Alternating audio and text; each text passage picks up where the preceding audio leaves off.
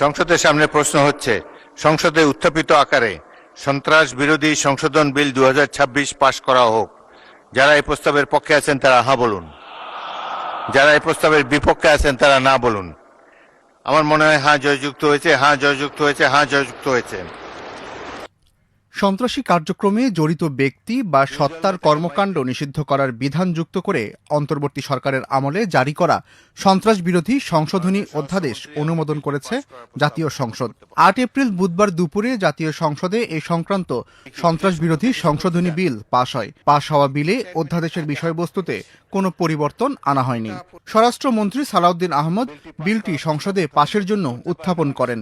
বিরোধী দলীয় নেতা শফিকুর রহমান এ সময় আপত্তি জানিয়ে বলেন, এই স্পর্শকাতর আইনটি পাশের জন্য আরেকটু সুযোগ দেওয়া হোক। এই সংক্রান্ত একটা তুলনামূলক শীট আমরা এই ৩-৪ মিনিট আগে হাতে পেয়েছি, তো এটা পুরা পড়তে পারি নাই, যেহেতু আইনটা অবশ্যই একটা সেন্সিটিভ আইন। আমরা কি অনুরোধ করতে পারি যে এটা পাশের জন্য একটু সময় হাতে রেখে আমাদেরকে একটু সুযোগ দেওয়া হোক। স্পিকার হাফিজউদ্দিন আহমদ বলেন, বিলের এ পর্যায়ে এসে আপত্তির সুযোগ নেই। আপত্তি জানাবার জন্য একটা নির্দিষ্ট সময় আছে, সেই সময় আপত্তি করলে এটা আমরা গ্রাহ্য করতে পারতাম। এখন বিলের এই স্টেজে আর আপত্তি করার সুযোগ নেই। দুঃখজনকভাবে শীটটা তো পেয়েছে এই মাত্র। এনিওয়ে, এটা এ সম্পর্কে পরে আমরা দেখব, কিন্তু এখন বিলের এই স্টেজে আপত্তি করার কোনো সুযোগ নাই। পরে স্বরাষ্ট্রমন্ত্রী সালাউদ্দিন আহমদ বিলটি সংসদে পাশ করার প্রস্তাব করেন। এ সময় তিনি বলেন, বিলটি একটি গণহত্যাকারী সন্ত্রাসী সংগঠনের নিষিদ্ধকরণ সংক্রান্ত সংশোধনী। জামায়াত ও এনসিপির আন্দোলনের প্রেক্ষিতে তাদের কার্যক্রম নিষিদ্ধ করা হয়েছে সন্ত্রাস বিরোধী আইনে। সংশোধনের সেকেন্ড রিডিং স্টেজে যদি আপনারা সংশোধনী দিতেন, আলোচনা থাকতো, এবং ফার্স্ট রিডিং এ উত্থাপনের পরে যদি আপনারা আপত্তি তুলতেন, তাহলে আলোচনা থাকতো। আমি আমার রুলিং দিয়েছি, আপনি আপনার পাশ করার প্রস্তাব। ধন্যবাদ মাননীয় স্পিকার, আমাকে কথা বলার সুযোগ দেওয়ার জন্য। আমি জাতিকে পরিষ্কার করার জন্য এই কথাগুলো বলব। জাতি পরিষ্কার আছে। ধন্যবাদ মাননীয় স্পিকার। পরে কণ্ঠভোটে বিলটি পাশ হয়।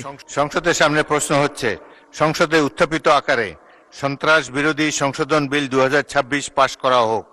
যারা এই প্রস্তাবের পক্ষে আছেন তারা হ্যাঁ বলুন, যারা এই প্রস্তাবের বিপক্ষে আছেন তারা না বলুন। আমার মনে হয় হ্যাঁ জয়যুক্ত হয়েছে, হ্যাঁ জয়যুক্ত হয়েছে, হ্যাঁ জয়যুক্ত হয়েছে। বিলে বলা হয়েছে, কোনো ব্যক্তি বা সত্তা সন্ত্রাসী কাজের সঙ্গে জড়িত থাকলে সরকার প্রজ্ঞাপন দিয়ে সত্তাকে নিষিদ্ধ ঘোষণা ও তফসিলে অন্তর্ভুক্ত করতে পারবে বা সত্তার যাবতীয় কার্যক্রম নিষিদ্ধ ঘোষণা করতে পারবে। বিলে বলা হয়েছে, উক্ত সত্তা কর্তৃক উহার পক্ষে বা সমর্থনে যে কোনো প্রেস বিবৃতির প্রকাশনা বা মুদ্রণ কিংবা গণমাধ্যম, অনলাইন, সামাজিক যোগাযোগ মাধ্যম বা অন্য যে কোনো মাধ্যমে যে কোনো ধরনের প্রচারণা অথবা মিছিল, সভা সমাবেশ বা সংবাদ সম্মেলন আয়োজন বা জনসম্মুখে বক্তৃতা প্রদান নিষিদ্ধ করবে। অন্তর্বর্তী সরকারের আমলে অধ্যাদেশের মাধ্যমে সন্ত্রাস বিরোধী আইনে সংশোধনী এনে আন্তর্জাতিক অপরাধ ট্রাইব্যুনালে বাংলাদেশ আওয়ামী লীগ ও তাদের নেতাদের বিচার কার্য সম্পন্ন না হওয়া পর্যন্ত দলটির যাবতীয় কার্যক্রম নিষিদ্ধ করার সিদ্ধান্ত নিয়েছিল। এর আগে সন্ত্রাসবিরোধী আইনে কোনো সত্তার কার্যক্রম নিষিদ্ধের বিধান ছিল না। তখন বলা ছিল, কোনো ব্যক্তি বা সত্তা সন্ত্রাসী কাজের সঙ্গে জড়িত থাকলে সরকার প্রজ্ঞাপন দিয়ে ওই ব্যক্তিকে তফসিলে তালিকাভুক্ত করতে পারবে বা সত্তাকে নিষিদ্ধ ঘোষণা করতে পারবে। তবে অধ্যাদেশের মাধ্যমে সংশোধনী এনে সত্তার যাবতীয় কার্যক্রম নিষিদ্ধের বিধান যুক্ত করা হলো। এটিকে আইনের রূপ দিতেই বুধবার জাতীয় সংসদে বিলটি পাশ হয়। এস এস আল আরিফ।